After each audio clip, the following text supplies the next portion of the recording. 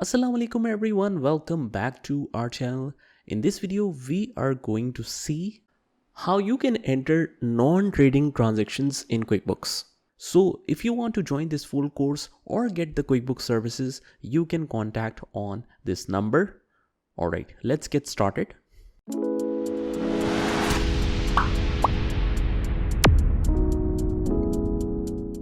After entering all the opening balances and all the ledger balances in total, now we are live on the system. Now it is just like you have implemented the system, and now all the day-to-day activities will be done in QuickBooks. This is our daily transaction records. From January 1st, we will enter all the transaction directly in QuickBooks. Okay, to enter the transactions, you must understand the difference that there are two types of transaction. One is trading entries and other is non-trading entries. Means trading activities and non-trading activities. Trading activities is connected to your main course of business. In this case, we own a car parts business. So we buy and sell this inventory parts, this car parts. So anything which is connected to this inventory part is our main course of business. Thus, it is considered as a trading activity. Means if we sell this inventory item, if we purchase this inventory item, if we pay for the bills of this inventory items that we have purchased and later on we pay the bills, payments, or we have sold this inventory item to a customer and now we are receiving payment connected to this inventory, all of this is called a trading activity. What is non-trading activity? Anything besides uh, inventory items are non-trading activities. For example, if we have purchased a furniture. Now furniture is not our main course of business. We are just purchasing it for our business. So this is a non-trading activity, and paying rent is a non-trading activity. Security deposit is a non-trading activity. Anything which is not connected to the inventory directly is a non-trading activity. So we will simply start entering the invoices. Now the main logic behind understanding the difference is that trading activity has some proper documents that needs to be used in QuickBooks. For example, if you have made a sale of an inventory item, then there is a proper document called create invoice. If you are receiving the payment for that sales, there is receive payments. If you are purchasing the inventory directly from the vendor, this is enter bills, and if you are paying for that bill is pay bills options. So all these activities are considered as a trading activities options. For all non-trading activities, normally journal entry is passed in most of the cases. So this is why we need to understand the difference between the two. Now our first transaction is purchase furniture by giving cash. Now we are purchasing fixed asset for our business, which is non-trading activity, and we are purchasing it by cash. So we can simply pass its journal entry.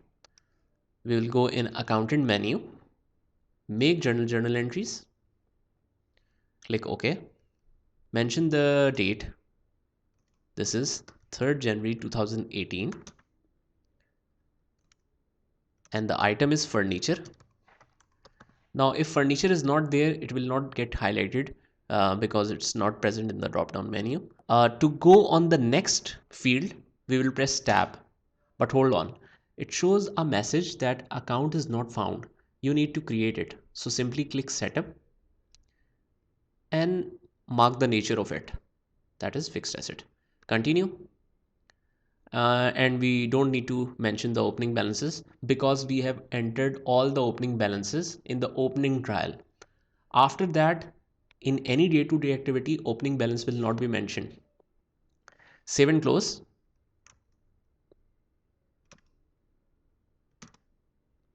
Amount is 200,000. Tab, memo. In the memo, you can simply copy this entry. Instead of hand, I will click on select. Now this application is called Foxit Reader. If you don't have this one, you can download it from the link or you can easily find it on Google. Purchase furniture by giving cash. tab, you will come on the second line. In the second line, I will mention cash. Now I already have this account, 200,000. This is credit. Now simply add this, save and close, and OK. Now there is also another option. If we are doing cash based transactions, company either passes entries of cash based transaction from journal entry, or they can use write checks. Both the methods are used in companies and both are okay. Now this is your choice which method you want to use. Now I will show the other transaction from write checks option. Okay, next transaction is advance rent paid for 6 months by cash, that is 5,000 per month. Now if we have paid for the services that we have not received the benefit of, uh, all these kind of payments are considered as a prepaid expenses, okay, which is our asset. So advance rent paid for 6 months by cash is our prepayment, and it is paid by cash. So we can either go from journal entry to make this payment, or we can use write checks option. In the write checks, we will select cash here, and in the expenses tab we can simply add item, and item is advance rent.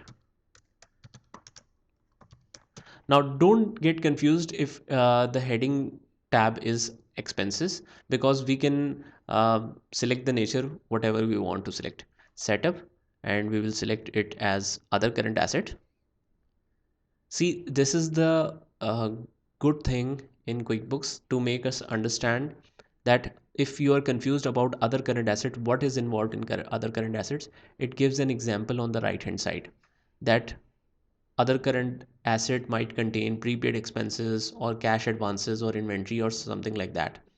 So this gives you a short guide what needs to be entered in other current asset. We will continue and save and close.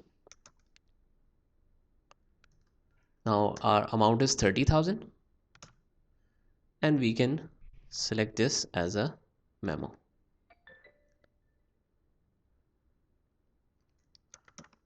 We will paste this per month. Okay. We can also mention this memo here if you want to. And when we are done with it, just save and close. Now our main concern is in the back of the entry, debit and credit should remain the same in either cases, whether we use journal entry or we use write checks. Both are okay, but different companies use different options. So I showed you both of them. Whatever you want to do is your choice. We'll go in previous reports. Now for this case, you don't need to go in reports and see the transaction journal report, because it simply shows the uh, debit and credit entry on the front end. But in this case, you need to go in reports and transaction journal to see the entry in debit credit form. So we'll go in transaction journal. I'll show you again. Write checks, go to previous reports, and then click on transaction journal. You will see the double entry at the back end. Advance rent is considered as a prepaid expenses, which is an asset, so it is done as debit, and cash is credit. So this is the perfect entry. So this is how you can make the entries of non-trading transactions. So that's it. I hope you liked the video, and if you did, hit the like button, subscribe to our channel, and turn on the notification bell so that you can get notified of all the future videos. This is Saad signing off from today's video. Take care.